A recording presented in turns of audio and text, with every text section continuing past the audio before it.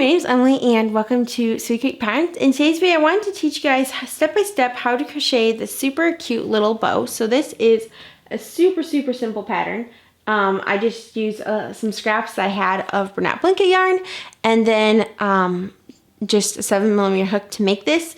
I personally am going to be using this to be either a bow tie or bow for my little Triceratops, which was last week's pattern here on my YouTube channel.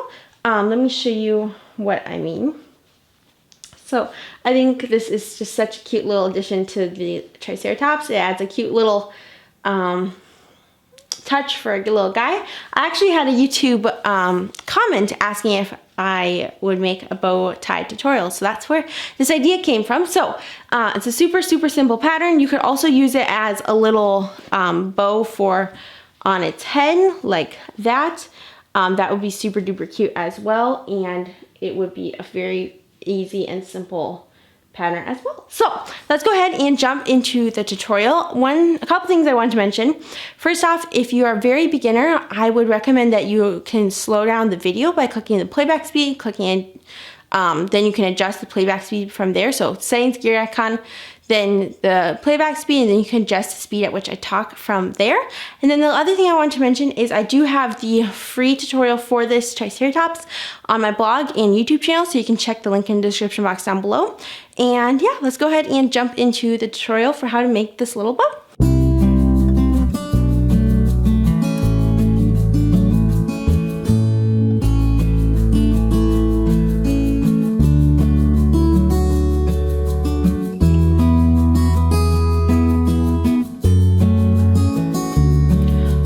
So the supplies you'll need for today are some yarn. You can use whatever yarn and hook size you want.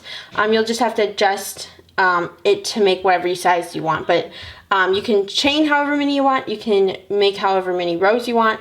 You can use whatever hook size and you can use whatever yarn. So it's super adaptable stitch pattern. I'm just going to show you how I did it and then you can adapt it from there. So you're going to need your yarn. I'm going to be using Bernat blanket yarn, and I can't remember right now what this color is, but I'll put a link in the description box down below to this color. Then you're going to need a darning needle. I love metal darning needles, but I don't have one on hand right now. You'll need scissors, and then you're also going to need a 7mm crochet hook or whatever yarn or hook correlates best with the yarn that you're using. So for me, a 7mm hook works quite well with Bernat blanket yarn, but you can use whatever hook size you're using compared, just use the hook size basically that the yarn label recommends. So we're going to set everything aside and we are going to begin by making a chain of 6. So you're going to put the yarn at the base of your hand. You're going to wrap the yarn around your fingers twice, so like this. So yarn at the base of your hand, wrap it around twice, like that. You're going to grab the back loop, bring it up and over. You're going to grab then the new back loop, bring it up and over and off your finger. You're going to go ahead and tighten that. Then put that loop onto your hook and tighten that onto your hook. Like that. So now we've made our slip knot. Now we're going to go ahead and chain 6. So you're going to yarn over and pull through. That's 1.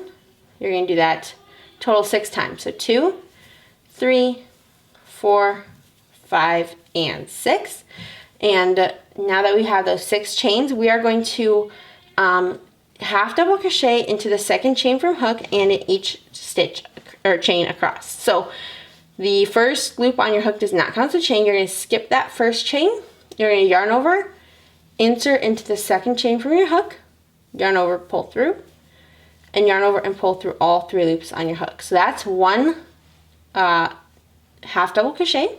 Now you're going to repeat that total of 4 more times. So yarn over, insert into the next chain, yarn over, pull through, yarn over and pull through all 3 loops on your hook. So yarn over, insert, yarn over, pull through, yarn over, pull through all 3 loops. And you're just going to continue to do that across. So you should end up with a total of 5 stitches at the end of row number 1. So this is how it should look. And now for row 2, what we're going to do is we're going to chain 1. So yarn over, pull through, turn our work, and for row number 2, you're going to work into the back loop only in each stitch across. So to do the back loop only, you're going to yarn over and we're going to do half double crochets into the back loop only. So yarn over, we're going to insert into that first stitch. Now normally what you would do is you would insert from this side going to the other side, and that would be under both loops. But this time what you're going to do is you're going to look from above, and you can see here's that loop on the front side and here's the loop on the back side of this stitch. So there's one loop right here. Let me just kind of show you with my hook. So there's one loop right here, that's the front loop, and then the loop back here is the back loop.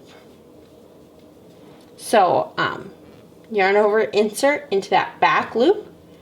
So there's the two loop, it's like a V. You're going to go into that back loop of the V. Yarn over, pull through, yarn over, pull through all 3 loops on your hook. So you've done that once, now you're going to do that into each stitch across. So yarn over, insert into the next stitch, and you can see really well here's the V. So you're going to go into that back loop. So make a half double crochet into the back loop, and then you can continue to do that into each stitch across.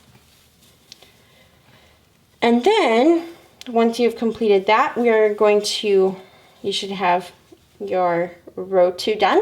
We're going to chain 1 and turn our work, and we are going to do one last row. So you're going to yarn over, insert, and we're going to again half double crochet into the back loop only. So you're going to yarn over, insert into that back loop, yarn pull through all 3 loops on your hook, and you're going to continue that into each stitch across. So going into that back loop only, so going kind of from above down the middle between those 2 loops, and then turning your hook towards the back.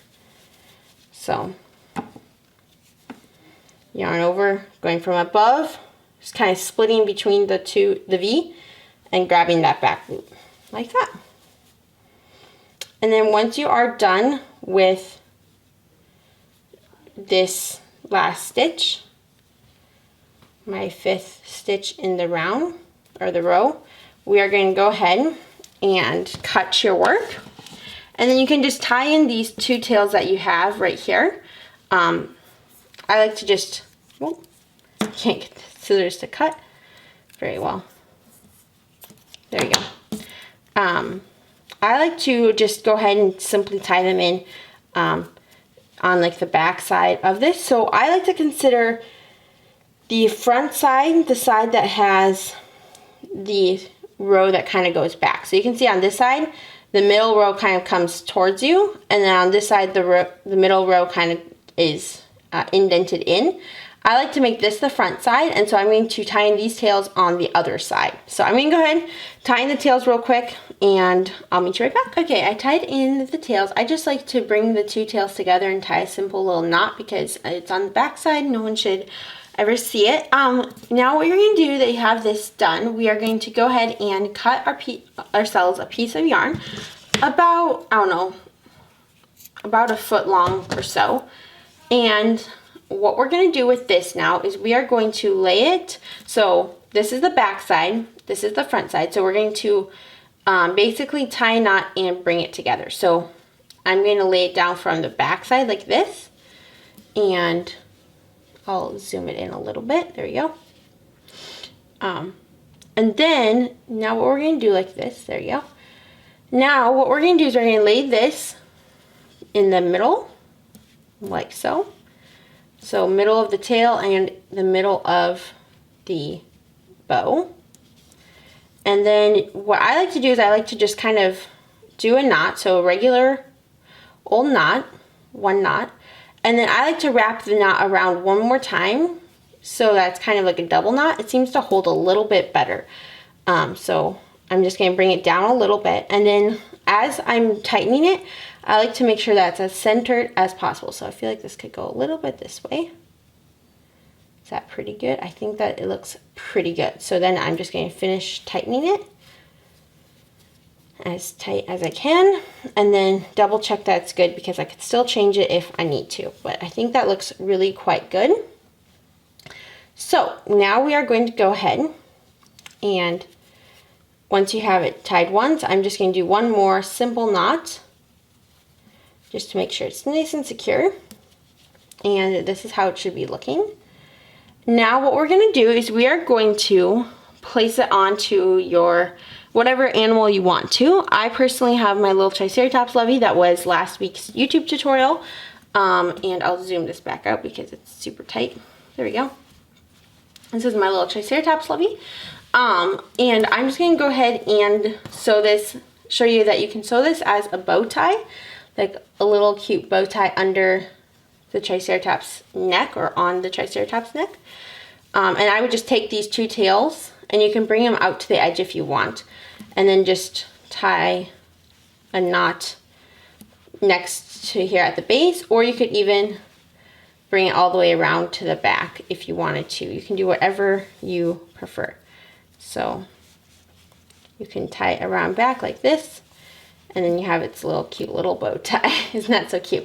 Okay, so then that you can do that. You can make this a pink color and do like a bow for the Triceratops. And if I were to do that, you can either put it back here like that, or you can push this just a little bit back and do the bow right here, which is what I would do because I think that looks so cute.